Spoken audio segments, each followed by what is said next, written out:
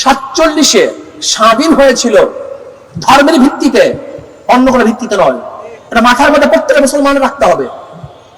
প্রত্যেকটা মুসলমানের মাথায় রাখতে হবে, এদেশ স্বাধীন হয়েছিল 47-এ ভৌগোলিক অবস্থানের কারণে নয়, ঋতুর কারণে নয়, ভাষার কারণে নয়।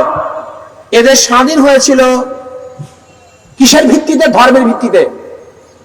আমরা সংখ্যাগরিষ্ঠ মুসলমান, এই ভিত্তিতেই পাকিস্তান নামে একটা দেশ পেয়েছিলাম, যার দুইটা অংশ, একটা হল পশ্চিম পাকিস্তান আর পূর্ব পাকিস্তান।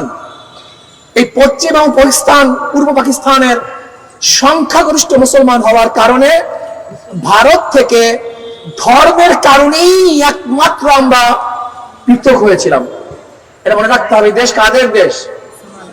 সবাই একসাথে বলেন, কাদের দেশ? কাদের দেশ?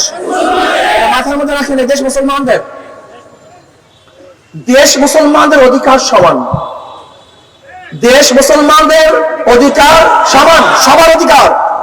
রাস্তা করছি আমি, হাঁটার অধিকার সবার।